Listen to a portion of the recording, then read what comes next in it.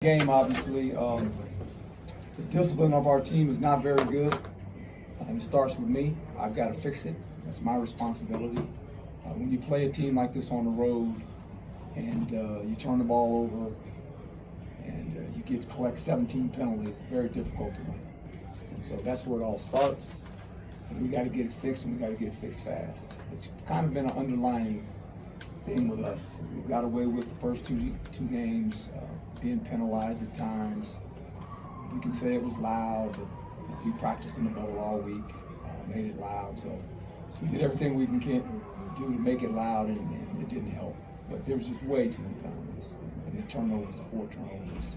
You're not going to beat a team like that on the road. Herm, was there a strategy miscalculation with the snapping because of how many plays that were not run the way, or snapped early? A lot of miscommunication there, and I don't want to get into he said, she said, but we got to get it fixed. I know that, and we will. We'll get it fixed. So how big of a factor was that in this game? I think the noise played a little bit of a factor when we were backed up, obviously, but it's just too many penalties. I mean, we had some momentum coming in the third quarter, I thought. We got back in the game, and then the underlining recurring thing happened. You know, we turn the ball over, we get some more penalties, and you can't play football that way. It's just, it's not good. It was embarrassing. It's not a good look. BYU's quarterback, Jaron Hall, made some big plays at critical junctures throughout the game.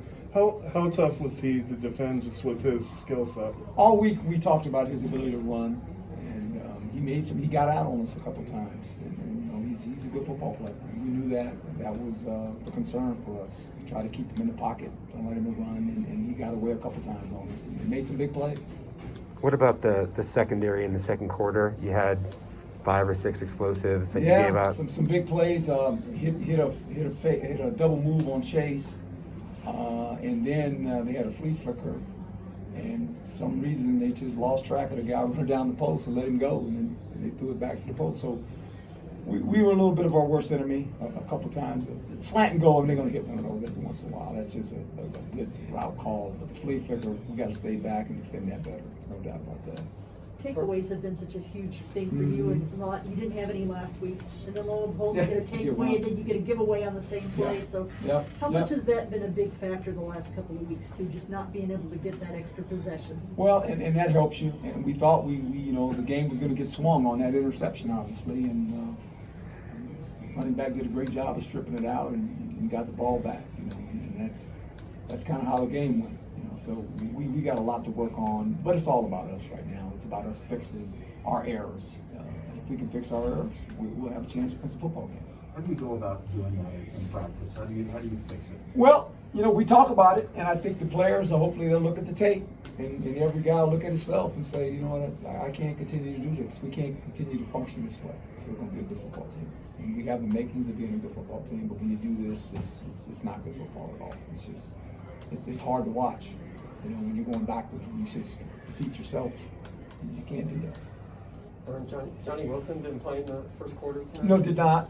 Missed the meeting and sat him out first quarter. During the week.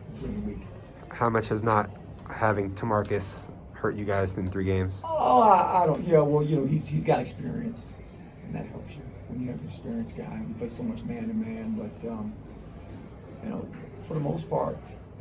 They hit us on the one pass there, but at the end on the boot. But, we have to get better within ourselves.